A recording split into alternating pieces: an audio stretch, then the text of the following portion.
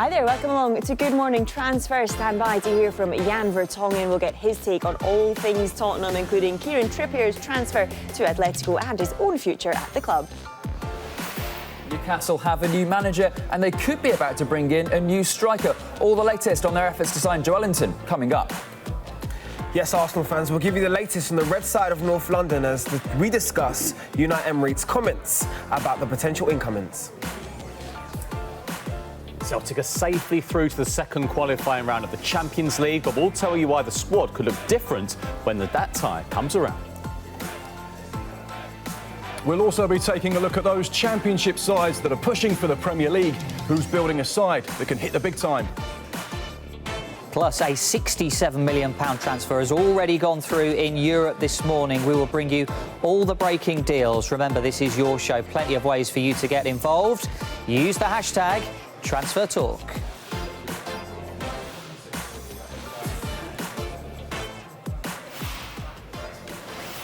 Yeah, just a reminder, don't forget coverage of the Open is live right now over on Sky Sports The Open. You can also follow all the live scores on our website at skysports.com. But let's get straight to it. We're going to kick off by talking about Tottenham, and Jan Vertonghen has been discussing his future at the club. Here is the Tottenham defender. Yeah, I've got the game left till the end of the season, so I don't know. I'll have to wait and see what happens. I love being here. You know, my family loves it. I love it. I feel great with the fans. I feel great with the manager. Yeah, my teammates, my friends. I've got everything I want here, and for me, it's the best club to play for at the moment, definitely. I mean, everyone's talking about Christian Eriksen and the importance of keeping him in. Do you think he has the same sort of thoughts as you? I think Christian loves it here, but I can't speak for him. I can only speak for my own situation. But I think we've got a great club, and what I can see is that everyone is happy to be here. Yeah, so nothing imminent, the words from Vertonghen regarding his contract situation. What is the current situation, Michael? Absolutely fine. The club activated to extend Vertonghen's contract until 2020, so that's for next season. He's arguably been one of Tottenham's most successful signings of the last decade. He's Mr. Consistent. He's been fantastic at the back. He's been a key figure in any manager Tottenham have had over the last few years. He's always been a solid rock there, alongside his Belgian teammate Toby Alderweireld. You can count on one hand, well, I can certainly count on one hand, how many poor games he's had over all these years since joining, since 2012. He's actually soon going to be one of the most longest-serving players at the club. He's like a captain who doesn't need an armband because he commands this respect inside the club. Yeah, and he also spoke about Christian Eriksen there as well, talking about what kind of goes through their players' minds at this point pre-season. What is the latest on Eriksen? There's no real latest on it. It was, you know, after the Champions League final in June, you know, he made it clear he wanted to seek a new challenge. Like Vertonghen, he has a year left. The difference between Vertonghen and Eriksen is, I think Spurs are very relaxed with Vertonghen. You know, they've got a fantastic relationship. With Eriksen, I think it's either extend your contract or we'll have to sort of look to sell you. But there's no going on strike with Eriksen. There's no, I'm never playing for this football club again. He's very happy. He's smiling and laughing away with his teammates. He's in Singapore for the tour. They've got Juventus coming up. They've got Manchester United. Then they're in Munich. If the move to Real Madrid doesn't materialise, and at the moment there's no word on that happening at the moment, I can see him potentially staying. And would that be a good... I mean, obviously it would be good for Tottenham. It may be a silly question, but I mean, how keen will they be to keep him at the club? The fans as well, let us know what you think. I think we've seen with Kieran Trippier, and we're going to see with Danny Rose, the club has an economic model where they tried to resell at their highest, and they've clearly gone with Rose and with Trippier. Right, we're not going to get any more money for them. Yeah, we've kind of used them as much as we can in the squad. It's time to move on. They don't want to lose Christian Eriksen, but if they're going to sell him, he's probably not going to. His value isn't going to rise any higher than it is now. The problem is there's no market for Christian Eriksen because he will command such a fee, and everybody else, he's not part of many teams' transfer plans. So it's this weird situation, really, where he's a fantastic player who contributes so much, and yet at the moment there aren't clubs in for him. It's a weird vortex. I think the dynamic in that changing room will be quite, I don't know, questionable at the moment, because you have so many senior members talking about Kieran Trippier, who's just left. Danny Rose's future is under question. You're talking about Toby Alderweireld as well. His future is always under speculation as well. I know Vertonghen's only extended for a year. And Christian Eriksen. That's 5 senior players. That's 5 senior players who hold a lot of respect within that changing room. And yet, all of their long-term futures at the club are still questionable. So there has to be a level of, I don't know, unrest within those players technically, because they're looking at each other like, well, are you going to be here when it comes to January? Are you going to be here when it comes to January? And that is not a good place to be in going into any season. Yeah, well, you mentioned him there, Kieran Trippier, the one outgoing at Tottenham. He's left to join Atletico Madrid last night for over £21 million. Vertonghen has also given us his thoughts on the deal. He's a brilliant guy. Everyone loves him in the team. He loves playing games. Obviously, he's a great player, and everyone loved him. And it's always just a shame to see friends go. But if he's happy and everyone's happy, I'm happy for him. I'm a bit concerned about the whole Spanish thing, bearing in mind what he's like, but I mean, he'll adapt, won't he? I hope. I'm not sure if he's a fan of tapas, but.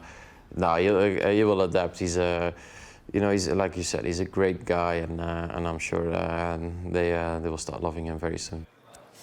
So with Trippier's departure, it means that Tottenham have Serge Aurier and Kyle Walker-Peters as the first-team right-back options at the moment. Does Pochettino need to bring someone else in? Well, we might have a Kyle Trippier-Peters in the academy. I'm not too shocked. Kyle Walker-Peters came out of nowhere in the academy and was absolutely fantastic against Newcastle a couple of seasons ago. Like we said yesterday, they do have one Foyth who is a centre-half, but he played very well against Manchester City at right-back last season and played there for Argentina in the Copa America. Whether that's a full-time position for him, I'm not so sure. I think a lot will depend on the future of Serge Aurier as well, but fans have said to me, and I tend to agree, that Spurs probably need someone else at right-back, Dani Alves. But it's a wait and see at the moment. You know, how people get on, how the pre-season gets on. The thing is with Serge Aurier, he's had quite a few injury problems. He'll be coming back late from the African Cup of Nations. But, yeah, a bit of a wait and see on the right-back situation. But as someone who understands the Spurs fans, and you know what they say on social media, you're at White Hart Lane a lot, is the general feeling, though, that they're quite relaxed about this situation because of the way that Daniel Levy and Mauricio Pochettino have run the club for so many years, that actually they believe and trust in what they're doing? I think it's huge trust, and I think Pochettino has earned that trust. I think the only thing they'd look at is, wow, we had Kieran Trippier and Danny Rose last season, and the likelihood is they're not going to be the right back and left back when we start the season against Aston Villa live on Sky Sports. That's the only situation.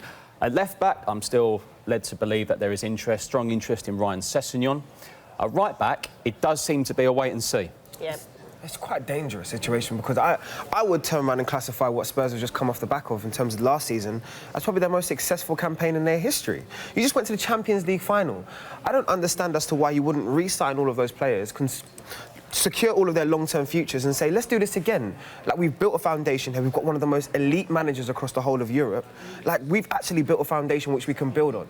And the core of our team is still so young. They're all developing. They can all grow together. Why wouldn't you re-sign those players? Well, that's because in 2 years' time, they'll have an ageing squad with not as much of a resale value. And I'm not saying it's right or wrong, but that's the economic fact. Yeah. Is resale value worth trophies? I mean, you are a game away from winning the Champions League. That's football. That's modern football. You know, you've got to be able to balance the books. You've got to be able to do things sort of financially responsibly. That's what Tottenham are doing. Yeah, like it or not, that's what they're doing. Let's move on. Let's talk about incoming. Spurs have already broken their transfer record on Tanguy Ndombele, of course.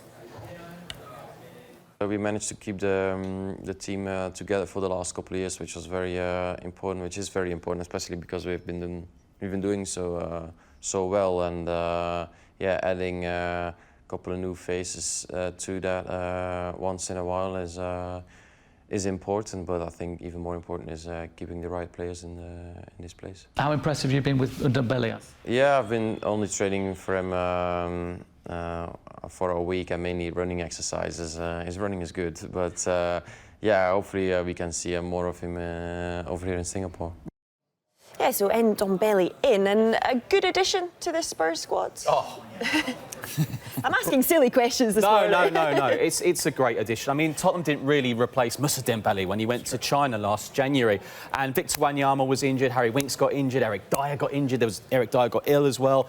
They really needed that midfield still. But he adds a bit of everything. I'm really excited to see how he gets on. Now, does Christian Eriksen look at Ndombele in the change room and say, I want to play with him? I like what they're doing. Another quote, I must remember what Maurizio said at the end of last season, ahead of this season, we have to be brave. Does that mean selling Danny Rose, selling Kieran Trippier and moving people on and getting new people in? Because remember, Tottenham didn't bring anyone in last season. Quite incredible. Same players. Look, it worked. Sometimes keeping your best players is your best summer. However, it's always nice to see new people sometimes come in, shake it up a bit, and that's what Ndombele is going to do. I think that element of that quotation being brave, maybe it's just my interpretation, but I think it's going out and getting one of the most touted midfielders in Europe. Ndombele was scouted by many and looked at by many, and his performances in the Champions League last year were second to none, in the biggest of games as well. And he literally is going to fit into that Spurs system so well. High pressing, great forward passing thinking, and he's going to... I love the relationship I've seen as well with Moussa Sissoko. That's what I've seen. Those sort of things on social media, that gives you a little insight as a fan as to the little bonds that they have. They would have obviously been French international teammates as well, but that immediate settling down into a squad is what is going to be so critical for him.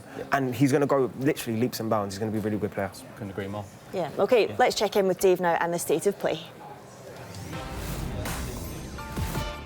OK, we're going to bring you the latest news in just a moment, but first we can bring you the first pictures of Steve Bruce as the new Newcastle head coach. He has arrived in Shanghai, ready to take charge of his first game as Newcastle head coach. They face West Ham in the third-place playoff in the Premier League Asia Trophy. Those are the first pictures of Steve Bruce arriving in China. More on those on Newcastle in a moment. We'll talk about Joe Linton and how close they are to that deal shortly. Before that, though, Frank Lampard has reiterated his desire for Callum Hudson-Odoi to sign a new contract at Chelsea. Lampard has spoken to Sky Sports News from Japan in the last couple of hours.